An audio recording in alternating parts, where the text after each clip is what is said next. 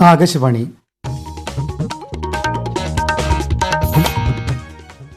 നമസ്കാരം. പ്രാദേശിക വാർത്തകൾ വായിക്കുന്നത് അനിൽകുമാർ.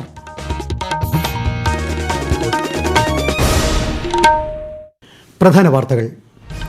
പശ്ചിമബംഗാളിലെ രണ്ടാം ഘട്ട നിയമസഭാ തെരഞ്ഞെടുപ്പിന്റെ പരസ്യപ്രചാരണം അവസാനിച്ചു. വോട്ടെടുപ്പ് ബുധനാഴ്ച. 5 ദിവസത്തെ ഹിമാചൽ പ്രദേശ് സന്ദർശനത്തിനായി രാഷ്ട്രപതി ദ്രൗപദി മുർമു ഷിംലയിലെത്തി. ഇന്ത്യ ന്യൂസിലാൻഡ് സ്വതന്ത്ര വ്യാപാര കരാർ ന്യൂഡൽഹിയിൽ ഒപ്പുവച്ചു. കരാറിലൂടെ ഇന്ത്യയിൽ നിന്നുള്ള കയറ്റുമതികൾക്ക് 100% നികുതി ഇളവ്. സംസ്ഥാനത്ത് ഉയർന്ന താപനില തുടരുമെന്ന് കേന്ദ്ര കാലാവസ്ഥാ വകുപ്പ്. വിവിധ ജില്ലകളിൽ മഴയ്ക്ക് സാധ്യത. പാറമേക്കാവ് തിരുവമ്പാടി ഭഗവതിമാർ ഉപചാരം ചൊല്ലി പിരിഞ്ഞതോടെ ഈ വർഷത്തെ തൃശൂർ പൂരത്തിന് സമാപനമായി. IPL ക്രിക്കറ്റിൽ ഇന്ന് ഡൽഹി ക്യാപിറ്റൽസ് റോയൽ ചലഞ്ചേഴ്സ് ബംഗളൂരുവിനെ നേരിടും. വാർത്തകൾ വിശദമായി. പശ്ചിമബംഗാളിലെ രണ്ടാം ഘട്ട നിയമസഭാ തെരഞ്ഞെടുപ്പിന്റെ പരസ്യപ്രചാരണം അവസാനിച്ചു. ഇന്ന് പ്രധാനമന്ത്രിയും മുതിർന്ന BJP നേതാവുമായ നരേന്ദ്രമോദി നോർത്ത് 24 പർഗാനസിലെ കാങ്കിനാരയിൽ ഒരു റാലിയെ അഭിസംബോധന ചെയ്തു. BJP നേതാവും കേന്ദ്ര ആഭ്യന്തരമന്ത്രിയുമായ അമിത്ഷാ ഹൂഗ്ലി ജില്ലയിലെ ചന്ദൻ നഗറിൽ റോഡ് ഷോ നടത്തി. തൃണമൂൽ കോൺഗ്രസ് മേധാവി മമതാ ബാനർജി കൊൽക്കത്തയിൽ റോഡ് ഷോയ്ക്ക് നേതൃത്വം നൽകി.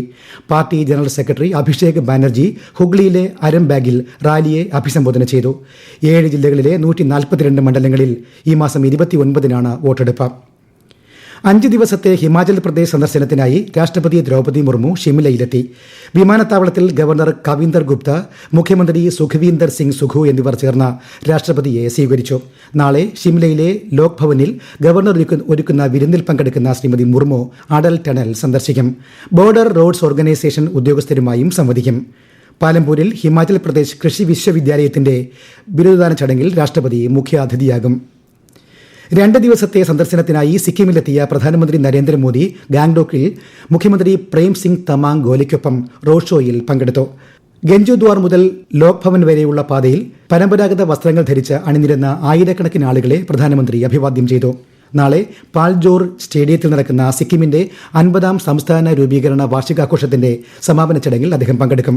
ചടങ്ങിൽ വിവിധ വികസന പദ്ധതികളുടെ ഉദ്ഘാടനവും തറക്കല്ലിടലും പ്രധാനമന്ത്രി നിർവഹിക്കും. ഇന്ത്യ ന്യൂസിലാൻഡ് സ്വതന്ത്ര വ്യാപാര കരാർ ന്യൂഡൽഹിയിൽ ഒപ്പുവച്ചു.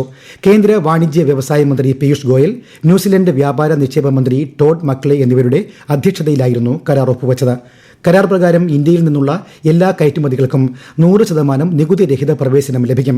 കരാറിന് കീഴിൽ ന്യൂസിലാൻഡ് വാഗ്ദാനം ചെയ്തിട്ടുള്ള $20 ബില്യൺ ദീർഘകാല നിക്ഷേപം ഇന്ത്യയിലെ വ്യവസായ വളർച്ച, നൂതനാശയങ്ങൾ, അടിസ്ഥാന സൗകര്യം, തൊഴിലവസരങ്ങൾ എന്നിവയ്ക്ക് കരുത്തേകും. ഇരു രാജ്യങ്ങളും തമ്മിലുള്ള പങ്കാളിത്തത്തിലെ നാഴികക്കല്ലായ നിമിഷമാണിതെന്ന് കരാർ ഒപ്പുവച്ചതിനെ പ്രശംസിച്ചുകൊണ്ട് പ്രധാനമന്ത്രി നരേന്ദ്രമോദി പറഞ്ഞു. പാറമേക്കാവ് തിരുവമ്പാടി ഭഗവതിമാർ നേർക്കുനേർ നിന്ന് ഉപചാരം ചൊല്ലി പിരിഞ്ഞതോടെ ഈ വർഷത്തെ തൃശൂർ പൂരത്തിന് ഔദ്യോഗിക സമാപനമായി. കൂടുതൽ വിവരങ്ങളുമായി ആകാശവാണി തൃശൂർ ജില്ലാ പ്രതിനിധി ഭരിത പ്രതാപ്. വടക്കുംനാഥ ക്ഷേത്രത്തിന്റെ പടിഞ്ഞാറേ നടയിൽ ശ്രീമൂലസ്ഥാനത്തെ നിലപാടുതറയിൽ പാറമേക്കാവ് തിരുവമ്പാടി ഭഗവതിമാരുടെ തിടമ്പേറ്റിയ ഗജരാജന്മാർ മുഖാമുഖം നിന്ന് അടുത്ത മേടമാസത്തിലെ പൂരത്തിന് കാണാമെന്ന വാക്കുകൾ നൽകി ഉപചാരം ചൊല്ലിപ്പിരിഞ്ഞു. ഭഗവതിമാരെ ശിരസിലേറ്റിയ ആനകൾ തുമ്പിക്കൈ ഉയർത്തി പരസ്പരം അഭിവാദ്യം ചെയ്തു. ഈ കാഴ്ച കാണാൻ നിന്ന പൂരപ്രേമികൾ ആർപ്പ് വിളികളോടെ ഇരു ഭഗവതിമാരെയും വരവേറ്റു. രാത്രി ഉത്രം വിളക്ക് കൊളുത്തി കൊടിയിറക്കുന്നതോടെ പൂരത്തിന് ഔദ്യോഗിക സമാപ്തിയാകും. നിയമസഭാ ദിനമായി ഇന്ന് സ്പീക്കർ AN ഷംസീർ നിയമസഭാ സമുച്ചയത്തിലെ പ്രതിമകളിൽ പുഷ്പാർച്ചന നടത്തി. രാവിലെ വാച്ച് ആൻഡ് വാർഡിന്റെ ഗാർഡ് ഓഫ് ഓണർ അദ്ദേഹം സ്വീകരിച്ചു. നിയമസഭാ ദിനാഘോഷങ്ങളുടെ ഭാഗമായി മെയ് 3 വരെ പൊതുജനങ്ങൾക്ക് നിയമസഭാ മന്ദിരവും മ്യൂസിയവും സന്ദർശിക്കാൻ സൗകര്യമൊരുക്കിയിട്ടുണ്ട്. വയനാട് ഉരുൾപൊട്ടലിൽ വീട് നഷ്ടപ്പെട്ടവർക്കായി മുസ്ലിം ലീഗ് നിർമ്മിച്ച വീടുകളിലെ ഗൃഹപ്രവേശ ചടങ്ങ് ഇന്ന് നടന്നു. ആദ്യഘട്ടത്തിൽ 1060 ചതുരശ്രയടി വിസ്തീർണമുള്ള 51 വീടുകളാണ് പൂർത്തിയാക്കിയത്. ഇതോടനുബന്ധിച്ച് വൈകിട്ട് നടന്ന പരിപാടിയിൽ മുസ്ലിം ലീഗ് സംസ്ഥാന അധ്യക്ഷൻ സാദിഖ് അലി ശിഹാബ് തങ്ങൾ അടക്കമുള്ള നേതാക്കൾ പങ്കെടുത്തു. അവശേഷിക്കുന്ന ഗുണഭോക്താക്കൾക്ക് മഴയ്ക്ക് മുൻപ് വീടുകൾ കൈമാറുമെന്ന് സാദിഖ് അലി ശിഹാബ് തങ്ങൾ മാധ്യമങ്ങളോട് പറഞ്ഞു. സംസ്ഥാനത്ത് ഉയർന്ന താപനില തുടരുകയാണ്. കൂടുതൽ വിവരങ്ങളുമായി ആകാശവാണി ലേഖകൻ സ്മിതി M പള്ളുരുത്തി. പാലക്കാട് ജില്ലയിൽ നാളെയും പകൽ താപനില 40 ഡിഗ്രി സെൽഷ്യസ് വരെ ഉയരും എന്നാണ് കേന്ദ്ര കാലാവസ്ഥാ വകുപ്പ് അറിയിച്ചിട്ടുള്ളത്. കൊല്ലം ജില്ലയിൽ 39 ഡിഗ്രി വരെയും കോട്ടയം, പത്തനംതിട്ട, തൃശൂർ, കോഴിക്കോട് ജില്ലകളിൽ 38 ഡിഗ്രി വരെയും ഉയരും. മറ്റെല്ലാ ജില്ലകളിലും സാധാരണയേക്കാൾ 3 മുതൽ 4 ഡിഗ്രി സെൽഷ്യസ് വരെ ഉയർന്ന നിലയിലായിരിക്കും താപനില. മലയോര ജില്ലകളിൽ ഒഴികെ ചൂടും അതിനെ തുടർന്നുള്ള അസ്വസ്ഥതകളും ഉണ്ടാകും. അതിനിടെ സംസ്ഥാനത്തെ എല്ലാ ജില്ലകളിലും നാളെ ഒറ്റപ്പെട്ട നേരിയ തോതിലെ മഴ ലഭിക്കുമെന്ന പ്രവചനം അല്പം ആശ്വാസം നൽകുന്നു. ഇന്ന് വൈകിട്ടും പലയിടങ്ങളിലും നേരിയ തോതിലെ മഴ ലഭിക്കും. ഇടുക്കി, പത്തനംതിട്ട ജില്ലകളിൽ ഒറ്റപ്പെട്ട സ്ഥലങ്ങളിൽ ബുധനാഴ്ച ശക്തമായ മഴയ്ക്കും സാധ്യതയുണ്ട്. ഈ വാർത്തകൾ ആകാശവാണിയിൽ നിന്ന്. ആകാശവാണി വാർത്തകളും വാർത്താ അധിഷ്ഠിത പരിപാടികളും All India Radio news Thiruvananthapuram YouTube ചാനലിലും @ഓൾ India Radio news Thiruvananthapuram Facebook പേജിലും AIR ന്യൂസ് _ ഇൻസ്റ്റഗ്രാം അക്കൌണ്ടിലും @AIR ന്യൂസ് _ TVM X ഹാൻഡിലും ലഭ്യമാണ്. മെയ് 4 നടക്കുന്ന വോട്ടെണ്ണലിനുള്ള ഉദ്യോഗസ്ഥരുടെ ആദ്യഘട്ട റാൻഡമൈസേഷൻ കോഴിക്കോട് ജില്ലയിൽ പൂർത്തിയായി. 1402 ഉദ്യോഗസ്ഥരെയാണ് വോട്ടെണ്ണലിനായി തിരഞ്ഞെടുത്തത്. ഇവർക്കുള്ള പരിശീലനം ഏപ്രിൽ 29, 30, മെയ് 3 തീയതികളിലായി നടക്കും. തദ്ദേശ സ്വയംഭരണ തെരഞ്ഞെടുപ്പിലും SIR തയ്യാറാക്കുന്നതിലും മികച്ച പ്രകടനം കാഴ്ചവെച്ച ഉദ്യോഗസ്ഥരെ തിരുവനന്തപുരം കളക്ടറേറ്റിൽ നടന്ന ചടങ്ങിൽ അനുമോദിച്ചു. കളക്ടറേറ്റ് കോൺഫറൻസ് ഹാളിൽ സംഘടിപ്പിച്ച അനുമോദന ചടങ്ങ് ജില്ലാ കളക്ടർ അനുകുമാരി ഉദ്ഘാടനം ചെയ്തു. ജീവനക്കാർക്ക് സർട്ടിഫിക്കറ്റുകളും വിതരണം ചെയ്തു. സിവിൽ സർവീസിൽ ഉന്നത വിജയം നേടിയ ഭിന്നശേഷിക്കാരായ ഉദ്യോഗാർത്ഥികൾക്ക് സംസ്ഥാന സാമൂഹ്യനീതി വകുപ്പ് ആദരം നൽകി. അജയ് R. രാജ്, കാജൽ രാജു, ജസീല ജന്നത്ത്, ആതിര സുഗതൻ, മുഹമ്മദ് ഷെസിൻ എന്നിവരെയാണ് ആദരിച്ചത്. ട്രാഫിക് നിയമങ്ങളിൽ വിദ്യാർത്ഥികൾക്ക് അവബോധം നൽകാനായി ആറന്മുളയിൽ നിർമ്മിച്ച ട്രാഫിക് പാർക്ക് ഉപയോഗശൂന്യമായ നിലയിൽ. പാർക്ക് പൊതുജനങ്ങൾക്ക് തുറന്നു നൽകണമെന്ന ആവശ്യം ശക്തമാണ്. കൂടുതൽ വിവരങ്ങളുമായി ആകാശവാണി പത്തനംതിട്ട ജില്ലാ പ്രതിനിധി ശ്രീജി S. ശ്രീധർ. സത്രത്തിന് സമീപം പോലീസ് ക്വാർട്ടേഴ്സിനോട് ചേർന്ന് 30 ലക്ഷം രൂപ ചിലവിൽ ട്രാഫിക് പാർക്ക് സ്ഥാപിച്ചത്.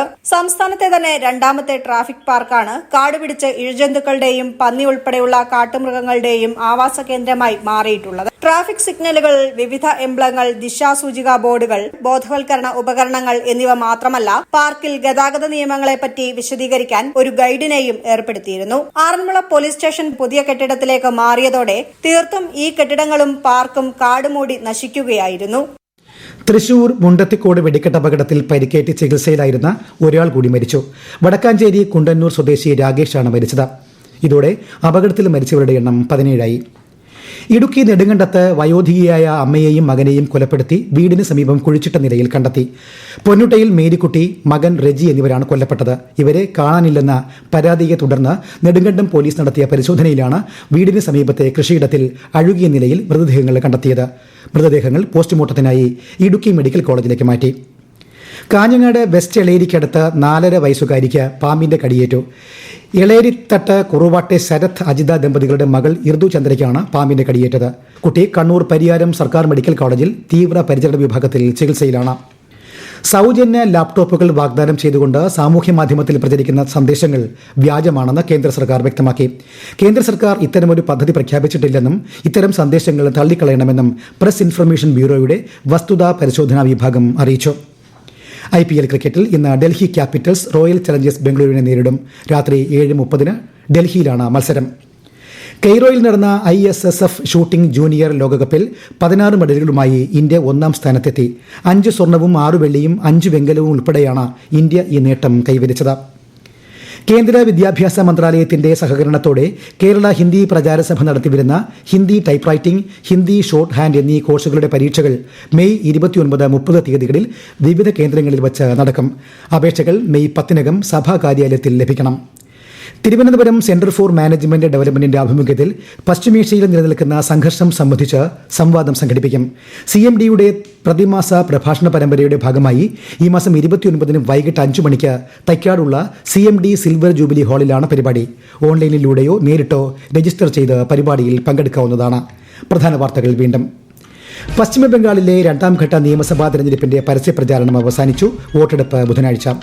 5 ദിവസത്തെ ഹിമാചൽ പ്രദേശ് സന്ദർശനത്തിനായി രാഷ്ട്രപതി ദ്രൗപദി മുർമു ഷിംലയിലെത്തി. ഇന്ത്യ ന്യൂസിലാൻഡ് സ്വതന്ത്ര വ്യാപാര കരാർ ന്യൂഡൽഹിയിൽ ഒപ്പുവച്ചു. കരാറിലൂടെ ഇന്ത്യയിൽ നിന്നുള്ള കയറ്റുമതികൾക്ക് 100% നികുതി ഇളവ്. സംസ്ഥാനത്ത് ഉയർന്ന താപനില തുടരുമെന്ന് കേന്ദ്ര കാലാവസ്ഥാ വകുപ്പ്. വിവിധ ജില്ലകളിൽ മഴയ്ക്ക് സാധ്യത. പാറമേക്കാവ് തിരുവമ്പാടി ഭഗവതിമാർ ഉപചാരം ചൊല്ലി പിരിഞ്ഞതോടെ ഈ വർഷത്തെ തൃശൂർ പൂരത്തിന് സമാപനമായി. IPL ക്രിക്കറ്റിൽ ഇന്ന് ഡൽഹി ക്യാപിറ്റൽസ് റോയൽ ചലഞ്ചേഴ്സ് ബംഗളൂരുവിനെ നേരിടും. പ്രാദേശിക വാർത്തകൾ കഴിഞ്ഞു. അടുത്ത വാർത്താ പ്രക്ഷേപണം രാത്രി 7:25.